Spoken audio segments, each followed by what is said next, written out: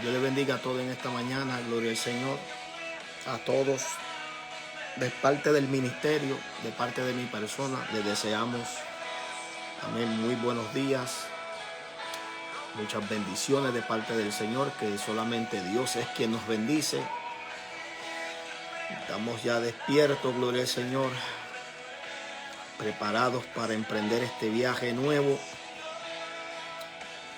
Hoy partimos, gloria al Señor. Bueno, aterrizamos mañana, pero emprendemos y nos preparamos hoy para salir y estamos contentos.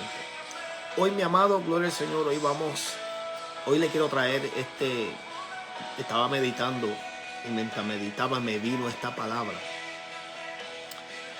y la quiero compartir, ¿verdad?, con ustedes, porque si no lo hago, tal vez, ¿verdad?, pues tuve que escribir rápido, porque cuando eso ocurre es que Dios me está hablando y lo comparto con el pueblo cada vez que esas cosas pasan, porque son mensajes que Dios ministra y estamos viviendo en unos tiempos donde el pueblo tiene que verdaderamente reflexionar. El tema de hoy, de esta mañana, es postrados en el desierto. Postrados en el desierto. El desierto, más que un lugar de adiestramiento, es un lugar también de purificación. Es un lugar que según la Biblia se le considera como un lugar o un estado en la cual Dios nos hace pasar para probarnos. El pueblo de Israel pasó por el desierto con un propósito. Fue para que ellos pudieran ser probados por parte del Señor. Porque como ustedes saben, la mayoría de los que salieron del exilio de Egipto, no todos eran hebreos, judíos. Hubo una mezcla ahí.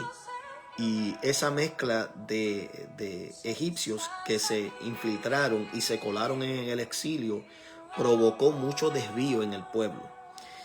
Por eso vemos que el pueblo pues se desenfrenaba de cada rato. Aparte de que al igual que nosotros, los hebreos estuvieron tan acostumbrados a la costumbre de egipcia, que aunque fueron libres, siguieron siendo esclavos. Mentalmente, espiritualmente siguieron siendo esclavos. Y qué verdad es eso en ocasiones en la vida del creyente, que Dios nos libera, nos rescata de la vida que vivíamos perdidamente en el mundo, pero llegamos a las cosas de Dios y es como si todavía internamente estuviésemos esclavizados. Entonces esas cosas, esos atrasos, esas deformidades, esas transformaciones o esa metamorfosis incompleta está provocando que muchos queden postrados en el desierto. Como dije, el desierto tipifica un lugar o un estado en lo espiritual que Dios utiliza para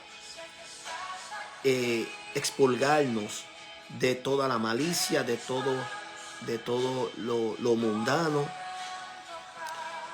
para que nosotros podamos ser mejores personas. ¿Ven? Ok. Vamos a buscar en Primera de Corintios, que es donde voy a utilizar como base. Y para lo que voy a exponer. Voy a exponer algo que yo pienso que nosotros deberíamos, si usted puede tomar apunte, mi amado, porque a mí me gusta detallar las cosas. En Primera de Corintios capítulo 10 es lo que voy a utilizar como base para esta enseñanza de esta mañana. La estoy dando tempranito en la mañana para que cuando usted se levante y usted vea esta cara, que usted pueda ir, buscarse un buen café con un pan y mantequilla y usted pueda tomar apunte, porque esto estos temas hay que predicarlo. A mí no me interesa lo escatológico, no me interesa qué es lo que está pasando en Irán, en Irak, ni nada de eso. A mí no me interesa nada de esas cosas. Cada cual tiene sus temas y cada cual habla de eso. Hay un montón de pastores que se dedican a eso, a la escatología, y tú los ves que andan descubriendo quién va a ser el anticristo, y a veces el anticristo los tienen ellos por dentro. Pero anyway, ese no es el caso. Tome apunte, porque estas cosas a veces, amén, sin darnos de cuenta, pueden estar pasando y no nos apercibimos, porque a veces ignoramos las cosas. ¿Ven?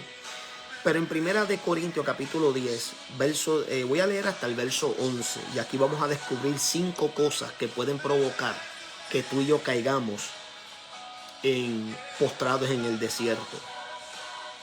Dice así las Sagradas Escrituras, en el nombre del Padre, del Hijo y del Espíritu Santo. Amén. Dice: porque no quiero, hermanos, que ignoréis que nuestros padres todos estuvieron bajo la nube, y todos pasaron el mar, y todos en Moisés fueron bautizados en la nube y en el mar, y todos comieron el mismo alimento espiritual, y todos bebieron la misma bebida espiritual, porque bebían de la roca espiritual que los seguía, y la roca era Cristo.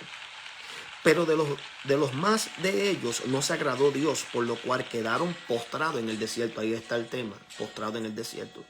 Noten que todos participaron de la misma ceremonia, de las mismas victorias, de los mismos éxitos, pero hubieron un grupo que quedaron lamentablemente postrados en el desierto. Verso 6. Mas estas cosas sucedieron como ejemplo para nosotros, para que nosotros no codiciemos cosas malas como ellos codiciaron. Dice: hay idólatras como algunos de ellos, según está escrito: se sentó el pueblo a comer y a beber, y se levantó a jugar. Ni forniquemos como algunos de ellos fornicaron y cayeron en un día 23,000. Ni tentemos al Señor, como también algunos de ellos lo tentaron y perecieron por la serpiente. Ni murmuréis como algunos de ellos murmuraron y perecieron por el destructor. Y estas cosas le acontecieron como ejemplo, y están escritas para amonestarnos a nosotros, a quienes han alcanzado los fines de los siglos. ¿Ve?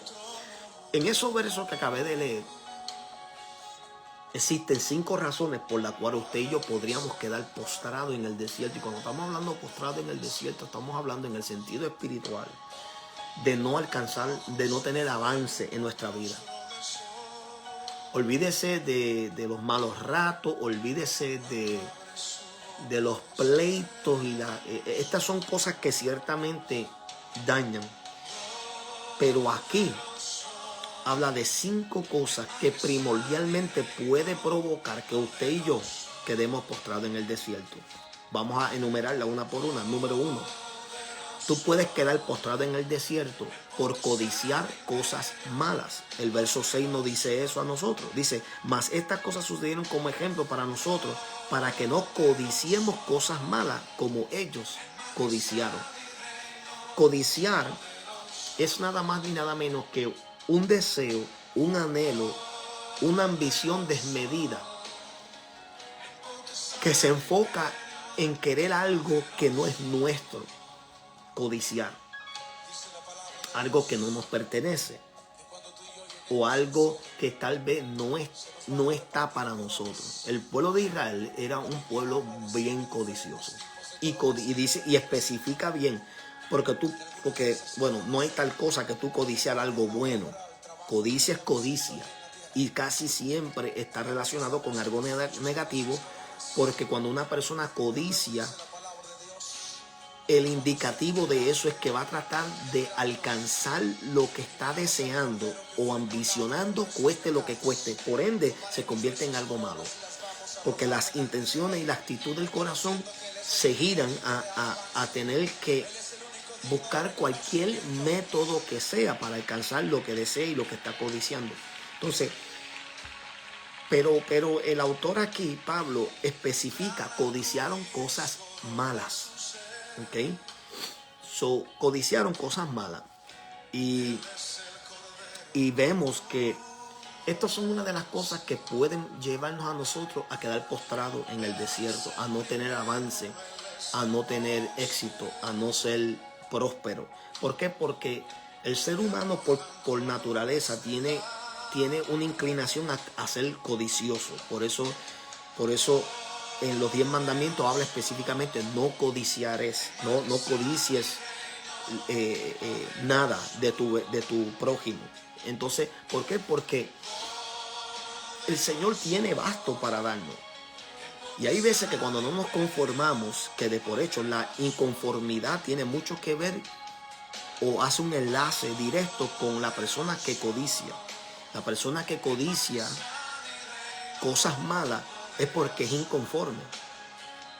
Vemos, por ejemplo, que las personas que le están sirviendo al Señor, ¿por qué se apartan? Honestamente, porque ¿cuál es la razón detrás verdadera que se esconde a veces?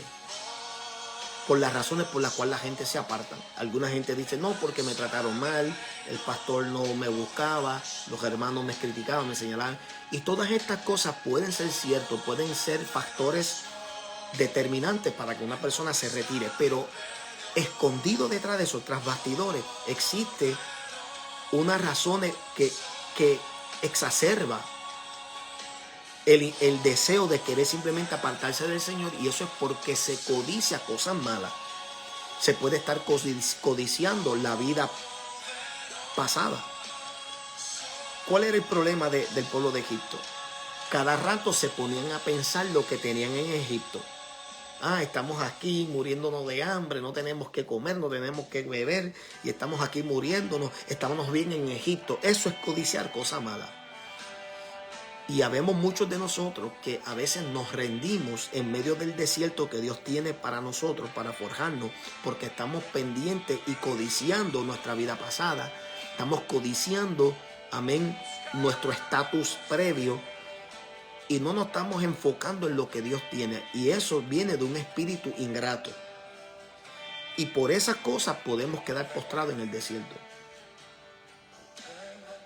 La codicia es destructiva.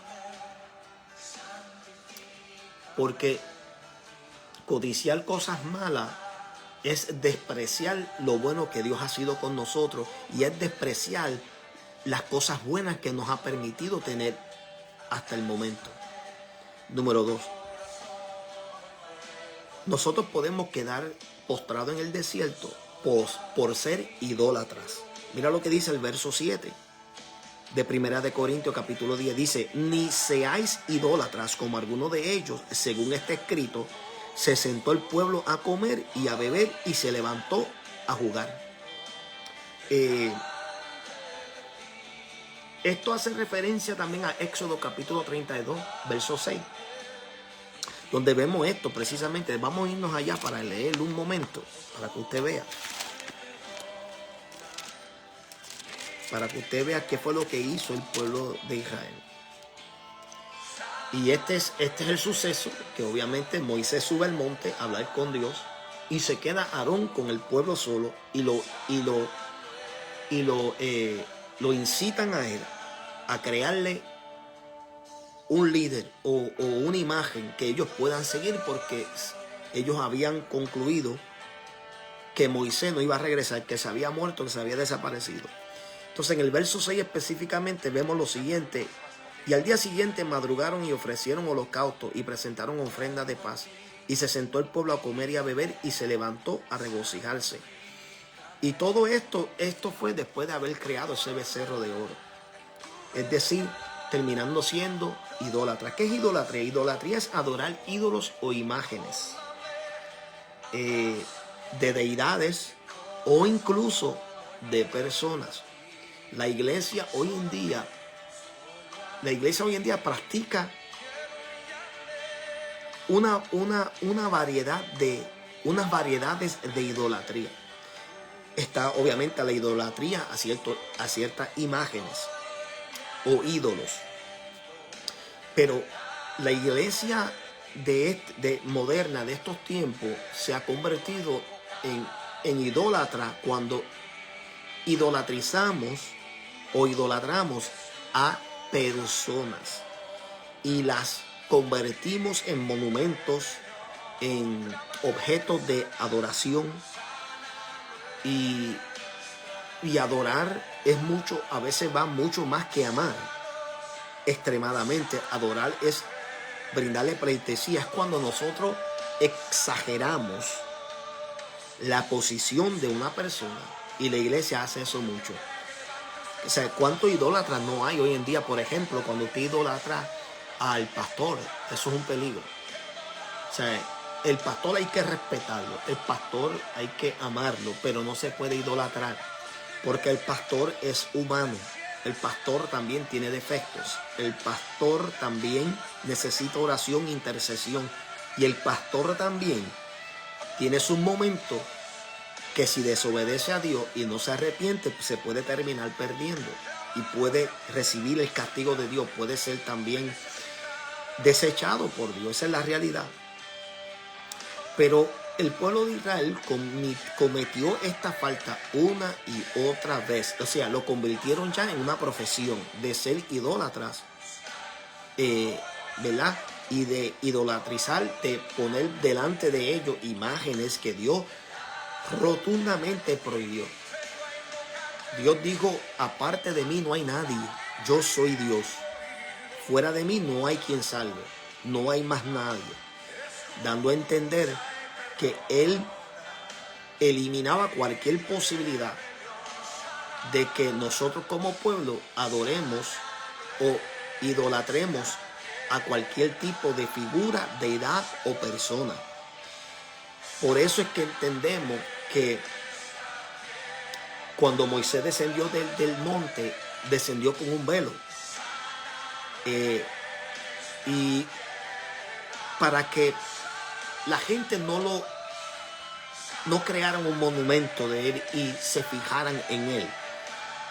Pero también entendemos por qué Dios mismo lo sepultó, y que hasta el sol de hoy, en este tiempo, nadie sabe dónde fue el entierro o la sepultura de Moisés. ¿Por qué? Porque mira lo que vemos con esta generación.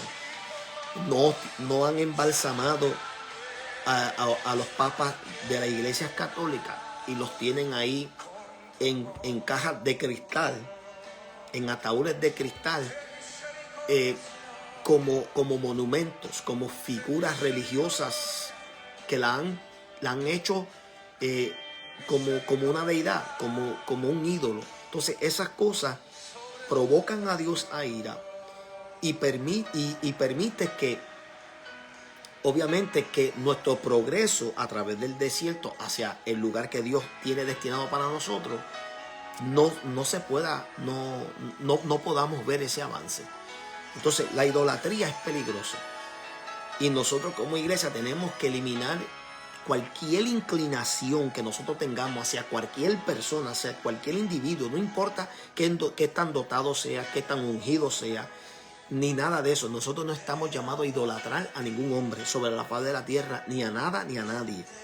No importa, ni los cuadros que tengamos. No se supone que tengamos altares en las casas donde hayan estas imágenes. Amén. O sea, porque si no nos convertimos igualito que el pueblo de Israel, y eso puede impedir que nosotros progresemos. Número 3. Lo tercero que puede impedir que nosotros progresemos y que quedemos postrados en el desierto es por fornicar. Mira lo que dice el verso 8.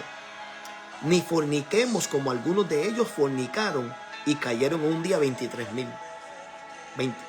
O sea, y esto alude a Números capítulo 25, versos del 1 al 18, donde vemos que el consejo que dio Balaam provocó al pueblo a fornicar.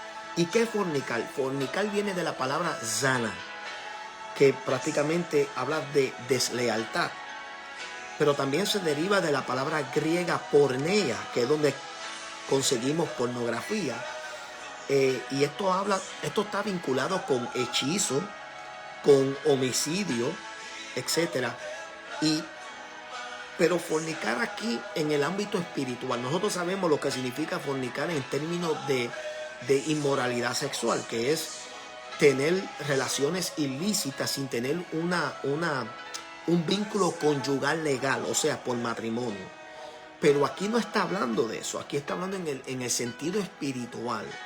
Cuando usted fornica, usted está siendo desleal a Dios. ¿Okay? Y eso es lo que implica aquí. Y el pueblo de Israel fornicó cuando comenzó a comer comida ofrecida a los ídolos, comenzó a, obviamente, a rendirle culto a deidades y a dioses ajenos como Baales y otros dioses. Entonces eso es fornicar, eso es ser desleal. Entonces el pueblo de Dios de hoy en día de la iglesia es fornicario hasta la suela de los zapatos. Porque nosotros somos desleales con Dios. Nosotros terminamos siempre fornicando cuando nosotros somos desleales con Él en otras cosas. Cuando nosotros dedicamos más atención. Mira, por ejemplo, sin darnos de cuenta, nosotros podemos estar fornicando cuando nosotros le somos desleales con el Señor en la forma en que nosotros priorizamos las cosas. O sea, la iglesia es lo último y le brindamos más atención al trabajo, a la familia, a actividades extracurriculares, a pasatiempos, a vacaciones. Eso es una manera que sutilmente no nos damos de cuenta, pero es una forma de fornicar contra Dios, porque estamos siendo desleales con Él. Y puedo ampliar más la lista, pero es para darle un ejemplo. La iglesia continuamente ha venido fornicando contra Dios. Es desleal, no es fiel a Él. Y lo que terminamos haciendo es haciendo lo mismo que hizo el pueblo de Egipto. Terminamos faltándole la honra, el respeto, el honor a Dios. Terminamos siendo desleales con Él. No somos fieles, no somos íntegros, no nos mantenemos firmes en los momentos cruciales. ¿Qué hacemos hoy en día? ¿Cuántos terminaron básicamente acudiendo, o cuántos de nosotros lo hacemos? Acudimos a otros medios, a otras fuentes de recursos, en vez de siempre concentrarnos en Dios. Dios nunca nos falla, pero nosotros siempre le fallamos a Él. Entonces existe una rotura en esto de recíproco, porque si Él es leal, Él espera que nosotros también seamos leales y seamos fieles. Entonces, cuando no somos leales con Él, cuando no somos personas firmes, nos convertimos en personas desleales y terminamos en peligro, porque dice aquí que podemos terminar cayendo, muertos. O sea, esto es severo. Pero estamos hablando obviamente en el sentido espiritual. Hay mucha decadencia espiritual, muerte espiritual dentro del pueblo de Dios, y se deben a estas cosas, mi amado. Se debe a la codicia, se debe a la idolatría, se debe a la fornicación espiritualmente. Amén. Número 4. La cuarta razón por la cual muchos quedan postrados en el desierto es por tentar a Dios. Mira lo que dice el verso 9. El verso 9 dice: ni tentemos al Señor, como también algunos de ellos le tentaron y perecieron por las serpientes. O sea, tentar es sinónimo aquí obviamente no es el mismo significado de cuando nosotros somos tentados. Cuando nosotros somos tentados, la tentación viene del diablo y es para que nosotros caigamos, para que nosotros pequemos contra Dios. Pero cuando nosotros, usted y yo, tentamos a Dios, estamos prácticamente dudando. Es cuando tú dudas a Dios y lo tientas. También es cuando nosotros buscamos probar, ¿verdad? Probar a Dios de una forma que técnicamente busca servir nuestro propio ego y caprichos. Les voy a dar un ejemplo para que me entiendan. En esa última explicación que le di, tal fue el asunto con Cristo. Cuando Satanás, en la tentación de Cristo en el desierto, cuando Satanás le dijo: lánzate de aquí, del pináculo, que dice la Biblia, y le citó parte del Salmo 91, aunque lo omitió. Y la respuesta de Jesús es: no tentarás, está escrito, no tentarás a Jehová tu Dios. Es decir, él no podía probar a Dios, el poder de Dios, que él sabe que Dios podía así hacerlo, pero él no estaba en posición de probar el poder de Dios simplemente para servir sus propios caprichos y su ego. Entonces está el otro tipo de tentar, es cuando dudamos de Dios. Es decir, y esto lo hacemos, todo cristiano lo hace, aunque usted no lo crea, la mayoría de nosotros hacemos esto.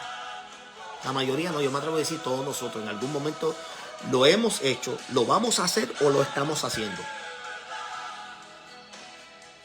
Cuando tú puedes dudar de Dios en un momento de crisis.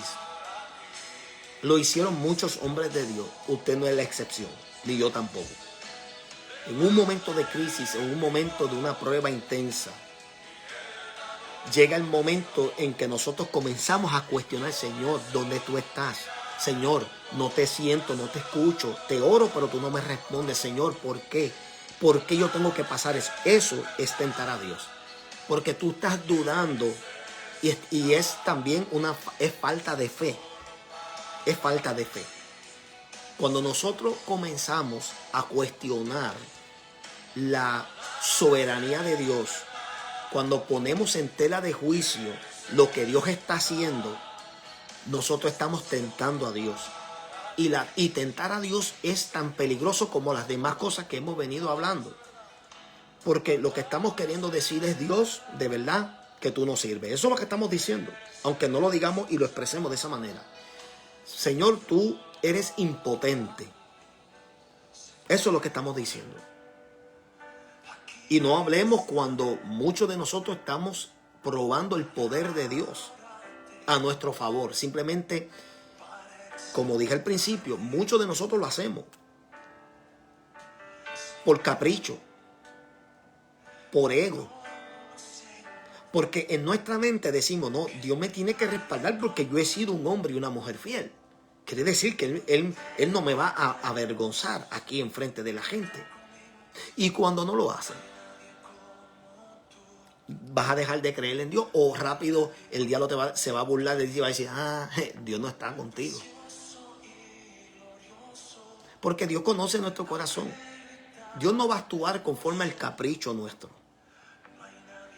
Porque Dios sabe que nosotros somos bien propensos de llenarnos de orgullo y decir: tacho, Dios está conmigo, mira para allá. Si nada más hablé la palabra y se sanó, se libertó. Nada más puse mi mano y se levantó de la silla o del suelo. O se sanó, se libertó, sea lo que sea. Nosotros podemos estar tentando a Dios cuando hacemos una de esas dos cosas. Cuando dudamos de su poder, de su soberanía y de lo que Él está haciendo. Y cuando tratamos de probar su poder por caprichos personales o para pompearnos y decir y hacerle pensar a la gente que Dios está contigo. Eso es una forma de tentar, y muchos de nosotros no avanzamos en la vida. Muchos de nosotros no estamos viendo a Dios responder porque lo hemos tentado demasiado. En Número capítulo 21, verso del 5 al 6, vemos precisamente este asunto de tentar. Cuando el pueblo comenzó a tentar a Jehová, comenzó a hablar ¿verdad? Del desamparo, Dios envió serpientes. Y comenzaron a picar y a morder y a envenenar a miles de ellos. Y quedaron postrados en el desierto. Tú no quieres ser uno de ellos por tentar a Dios. Y quinto, y es el último, podemos quedar postrados en el desierto por murmurar. Por murmurar. Que es casi similar, es casi sinónimo a lo que de tentar a Dios. Pero mira el verso 10. Dice así, el verso 10. Ni murmuréis como algunos de ellos murmuraron y perecieron por el destructor. O sea, la murmuración es nada más y nada menos que quejarse ante Dios. Murmurar también es chismear, es juzgar y señalar. El pueblo hizo eso mucho en contra de Moisés, de Aarón. Amén. Pero murmurar aquí también está hablando de quejarnos delante de Dios. Murmurar es nada más ni nada menos que hablar entre dientes. Hermano, yo no me llevo con esa persona, no, ese hermano es insoportable. No, es hablar entre dientes. Y que muchos nosotros no hacemos, no tan solamente lo hacemos en contra de nuestros líderes o de otro hermano, pero lo hacemos también en contra de Dios. Nos cansamos, nos fatigamos, nos alteramos, nos enojamos y comenzamos a murmurar en contra de Dios. Y muchos de nosotros estamos buscando perecer y quedar heridos por el destructor. No se crean, no tan solamente Dios tiene el ángel de Jehová, pero Dios también tiene un ángel de la muerte, un destructor, que amando sale a hacer lo que Dios dice y sale a herir, sale a destruir y sale a matar. Hay gente que no le gusta eso, hay gente que no lo ven así, pero busquen en la Biblia. Dios tiene espíritus separados que van, a la hora que Él lo diga, va a atormentar, como en el caso de Saúl. Tiene espíritu que Dios envía para crear división y disensión, como pasó en el caso de Abimelech. Lean bien, mi amado, ahí está. No, yo no le estoy dando cuentos de hadas. Lean bien, Dios envía esos espíritus para confundir también, como pasó en la torre de Babel, que confundió las lenguas. Dios hace eso cuando nosotros murmuramos en contra de Él. También va a llegar un tiempo, y eso ya está ocurriendo, que Dios dice que Dios envía un espíritu de estupor, o sea, de adormecimiento espiritual, para que crean la mentira en vez de la verdad. Esas son cosas que Dios hace, y todo por causa de las cosas que hemos hablado: codicia, idolatría, fornicación, tentar a Dios y murmurar en contra de Dios y de los líderes que Dios ha puesto. Estas son cosas que pueden provocar que tú y yo quedemos postrados en el desierto. La próxima vez que tú te encuentres cuestionando: Señor, ¿por qué yo no avanzo? Señor, ¿por qué yo no prospero? Señor, ¿por qué si yo doy un paso hacia el frente estoy dando 15 hacia atrás? Señor, ¿por qué recibo mi jornal en sacos rotos? ¿Por qué hay un liqueo económico y financiero? ¿Por qué yo no veo las cosas progresar en mi vida? ¿Por qué me siento apagado? ¿Por qué me siento frío? ¿Por qué me siento indiferente hacia las cosas tuyas? Analiza una de estas 5. Puede ser que tal vez no las 5 las esté haciendo, por una de ellas. Mayormente tentar a Dios y murmurar. Estas son las cosas que mayormente la iglesia hace. Estas son las cosas, mira, y esto lo publiqué en mi página de negocio. Si el IRS se pusiera a dar un crédito por las personas para que dejen de usar su lengua, de murmurar y de criticar y señalar, la iglesia completa sería el mayor beneficiado. Chacho, pero es que todo el mundo recibiría el crédito ahí, sin quitar a nadie. Porque nosotros somos muy ligeros, mi amado. Somos muy ligeros a veces de irnos, a veces en contra de lo establecido de Dios. Pero tengo buenas noticias. No tiene que ser así. No tiene que ser así contigo ni conmigo. Hay tiempo para cambiar nuestro proceder. Hay tiempo para nosotros modificar nuestra mente. Hay tiempo. Muchos de nosotros tenemos tiempo todavía. Mientras hay vida, hay esperanza, dice la Biblia. Hay tiempo para corregir y arreglar muchas cosas que están mal delante del Señor. Hay tiempo para que nosotros nos limpiemos de todo pecado que nos asedia y que podamos correr esta carrera, porque todos estamos corriendo una carrera. Tal vez unos más lentos, otros más rápidos, pero estamos todos corriendo una carrera. Y la meta es la misma. Todos tenemos eso en común. Todos queremos llegar al cielo. Todos queremos ser salvos por Dios. Todos queremos ser bendecidos por Dios. Pero la realidad del asunto es que no todos alcanzaremos ese destino. Muchos de nosotros vamos a quedar postrados en el desierto, mi amado. Porque muchos de nosotros, sabiendo lo que tenemos mal, no lo queremos arreglar. Y otros que están en ese proceso de arreglar esas cosas, terminan contaminándose en el proceso, en el camino. O sea, empiezan bien, pero terminan mal. Y otros logran alcanzar esa tierra prometida. Seamos parte del grupo de Josué y Caleb. Recuerdan que fueron 12 espías que fueron enviados a espiar la tierra. De los 12, 10 vinieron con un reporte negativo. Falta de fe, comenzaron a murmurar, a tentar, a hacer tantas cosas. Y dice la Biblia que esos 10 perecieron, porque esos 10 llevaron a tentar al pueblo, llevaron a seducir al pueblo, haciéndolos creer que era imposible algo que Dios había dicho: vayan, que yo les entrego la tierra.